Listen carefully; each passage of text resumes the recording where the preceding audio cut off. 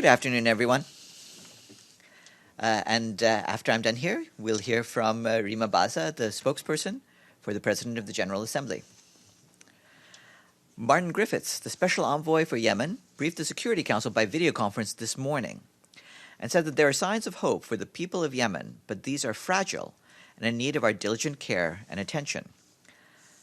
He said that in the south, the situation remains volatile, with a tenuous calm in Aden.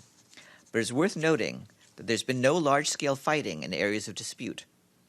This can be taken as testimony to the restraint shown by those on the ground and their leaderships, he said. Mr. Griffiths welcomed the initiative by Ansar Allah to suspend all drones and ballistic missile attacks on Saudi Arabia and the reduction of violence that followed the announcement. Among other measures, the Special Envoy welcomed the release of 290 detainees by Ansar Allah and said he was also grateful to the government of Yemen for allowing fuel ships into Hodeidah. Earlier, the Emergency Relief Coordinator, Mark Lowcock, said that humanitarian workers are reaching more than 12 million people across Yemen every month, and yet, he said, it often feels like the more we achieve, the more complicated the problem becomes. He said that the situation regarding violence was a little better in October, but he added that all parties must uphold their obligations under international humanitarian law to protect civilians and civilian infrastructures. He also said humanitarian access remains extremely challenging, particularly in the north. Agencies there must still navigate more than 100 different restrictions imposed by Ansar Allah authorities, Mr. Lowcock said, in addition to frequent harassment and attempts at interference. In the afternoon, the Security Council will discuss the UN-AU mission in Darfur, UNAMID. We continue to be gravely concerned about the situation in northeast Syria, where fighting has placed civilians at risk. While exact numbers cannot be confirmed, since the 9th of October, at least 160,000 people are estimated to have been displaced by the violence from areas around Tal Abyad and Ras Al Ain. Most of the displaced are staying with relatives or host communities. Close to 20,000 people fled IDP camps in the area of hostilities to camps in safer locations further south, while around 5,000 people moved to collective shelters. Approximately 1,000 people fled to Iraq. Despite the challenging situation, the UN and humanitarian organizations continue to deliver aid and provide basic services to people in need where access allows. United Nations staff remain in northeast Syria. Fighting and ongoing insecurity has seen some NGO partners transfer international staff who are operating in the northeast out of the area, and others have had to temporarily suspend operations. As the Secretary General stated earlier, any action must ensure that civilians and civilian infrastructure are protected at all times, and that sustained, unimpeded, and safe humanitarian access to civilians in need will be guaranteed, including through the cross-border modality, in order to allow the United Nations and its humanitarian partners to continue to carry out its critical work in northern Syria. This weekend, the Deputy Secretary General, Amina Mohammed, will depart to the Horn of Africa on a joint United Nations African Union Solidarity Mission on Women, Peace, and Security and Development. This is the third such visit with the African Union. During the joint visit, the delegation will visit a number of countries in the region and meet with heads of state and government, senior government officials, women leaders, displaced and migrant women, UN staff, and civil society leaders. Discussions will focus on the shared UN-AU priorities of women's participation in efforts to advance peace, security, and sustainable development in the region. Following the joint mission, the Deputy Secretary General will travel to Sudan with senior UN officials. She will visit Khartoum and Darfur, including the UN mission in El Fasher.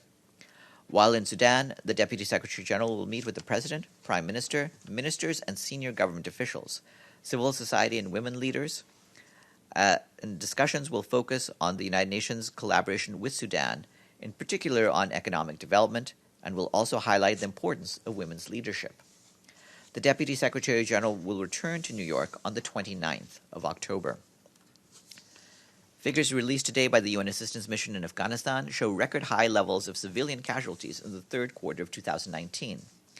Overall, in the first 9 months of 2019, UNAMA documented 8,239 civilian casualties. That's 2,563 people killed and 5,676 injured. And in the latest quarter, UNAMA documented an unprecedented number of civilian casualties, registering an increase by 42% in comparison to the same period in 2018. Moreover, in July, UNAMA documented the highest number of civilian casualties ever recorded in a single month. The UN reiterates its call for all parties to the conflict to uphold their obligations to protect civilians from harm and strictly to adhere to their obligations under international humanitarian law at all times. Our humanitarian colleagues tell us that at least 2 people were killed and dozens more people injured yesterday when a 6.3 magnitude earthquake struck parts of Mindanao in the Philippines. People living in coastal areas fled their villages after the earthquake in fear of potential tsunamis and returned home today. Government agencies are conducting rapid assessments and providing temporary shelters and psychosocial support to affected families. This is the 4th earthquake which has caused deaths or injuries to have struck the Philippines this year. The Secretary General has appointed 2 new UN resident coordinators for Cote d'Ivoire and Zimbabwe, following confirmations by the respective governments. Philippe Ponceau of France will serve as resident coordinator in Cote d'Ivoire, and Maria do Valle Ribeiro of Ireland will serve in Zimbabwe. As resident coordinators, they will boost development coordination among UN agencies, funds, and programs to support countries to achieve the Sustainable Development Goals. We continue to have full gender parity among all of our resident coordinators, covering 162 countries and territories. As promised yesterday, our colleagues in Vienna have reported on their efforts to cut costs. Like other duty stations, official travel will be limited, purchase of goods and services will be postponed, and energy-saving measures to reduce utility bills will be implemented. Among other cuts, there will be no interpretation or documentation services for non-calendar meetings. Summary records will be delayed and done only when internal capacity permits. Word limit mandates will be strictly enforced with respect to all parliamentary documentation. There will be no orders of office supplies, goods, services, furniture, and IT equipment, and outgoing mail services will be reduced. And security services will not be provided for any meetings or events outside of normal working hours unless such services are covered by extra budgetary resources. Audrey Azoulay, the Director General of the UN Educational, Scientific, and Cultural Organization, UNESCO, has condemned the killing of Haitian journalist Nehemi Joseph, which took place on the 10th of October. She urged authorities to spare no effort to investigate this crime and ensure that all those involved are brought to trial. In a drop-by with U.S. President Donald Trump, held in the White House on the 15th of October, the Director General of the Universal Postal Union, Bashar Hussein, displayed the letter revoking the United States' decision to withdraw from the UPU. Speaking afterwards, Mr. Hussein thanked President Trump and said that he is convinced that the maintenance of the worldwide postal system is a victory for everyone on this planet. This year's International Day for the Eradication of Poverty is marked by a call to act together to empower our children, their families, and communities to end poverty. The theme was chosen to coincide with the 30th anniversary of the Convention on the Rights of the Child. In his message for the day, the Secretary General reminded us that children are more than twice as likely to live in extreme poverty than adults. They will also live with the devastating consequences of climate change if we fail to raise ambition now. Access to quality social services must be a priority, said the Secretary General. Yet today, almost 2/3 of children lack social protection coverage.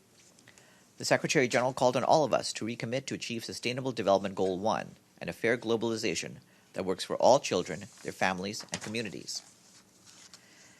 And today, the Secretary General welcomes the decision by the General Assembly to approve Fatoumata Ndiaye of Senegal as Undersecretary General for Internal Oversight Services for a 5-year non-renewable term. She will succeed Heidi Mendoza of the Philippines, to whom the Secretary General is grateful for her dedicated service to the organization. Ms. Ndiaye brings to the position more than 24 years of knowledge, hands-on experience, and interagency work in the areas of audit, investigations, and evaluation, coupled with overseeing and coordinating human resources, finance, budget, information technology, and administrative services and operations. We will have her bio available online. And like I said, immediately following my briefing, the spokesperson for the President of the General Assembly, Rima Baza, will be here to brief you. And then tomorrow at 1:15 p.m., there will be a briefing by the Special Rapporteur on Extreme Poverty, Philip Alston. That's it from me. Are there any questions? Yes, please. Farhan, can you confirm that the United States have paid $150 million to the organization? Thank you. I believe that there are a number of partial payments that we are getting over these days. I'm not going to confirm any of the contributing countries or amounts just yet while we get them, but we are getting some money in, and at this stage, our expectation is we will be able now to meet our payroll for the month of November, and we'll see where we go from there. Yes, please. Hi, Farhan. Today they have a meeting, Mike Pence and Pompeo in Turkey. Did you have any result of that? What happened right now to stop the fire and killing any people in Turkey, Syria? I believe this is a meeting that just taken place in recent hours, and it's too soon to tell what the results of that will be. You are aware of the call that we have made, and the Secretary General is certainly encouraging a halt to the idea that any military victory can be achieved on the ground. You'll have seen the statements that Secretary General has put out, and he continues to be in touch with relevant parties to see what kind of a helpful role we can pursue. The Secretary General, do they have any trip to Turkey in his agenda when he come back to see what's going on? I don't have any announcement to make right now on any travel. Yes, please. Thanks, Farhan. I was wondering if you have any comment on the situation in Spain following the sentencing of Catalan secessionist leaders in the Supreme Court and the protests of the past few days that have turned violent in some cases. I don't have any specific comment on that. As you know, just about 2 weeks ago, we issued a statement about the rights of people everywhere to peaceful protest, and that remains our position across the board. Yes, please. Good afternoon. Thanks, Farhan. Can you confirm that the UN Special Envoy for the Horn of Africa, Parfait Onanga and Yongon, met with Wednesday Tibor Naj, the Assistant Secretary of State for the Bureau of African Affairs at the Department of State, and what did they discuss? I'll have to check and see what Mr. Onanga Nyanga's travels were, and we'll check on that. Yes, please. Has the Secretary General met with Iran and Russia regarding visa issues and the adoption of the program of work on the First and the Sixth Committee?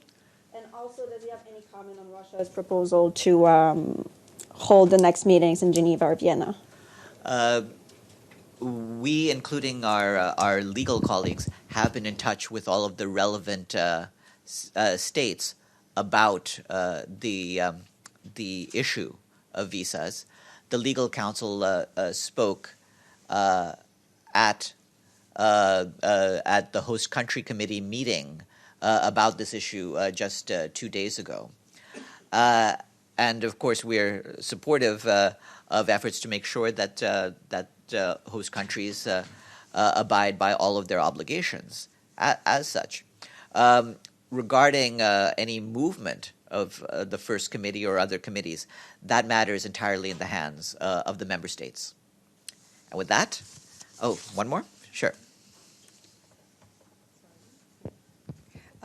United Nations Special Advisor on the prevention of genocide expressed his concern over the current situation in northeast Syria.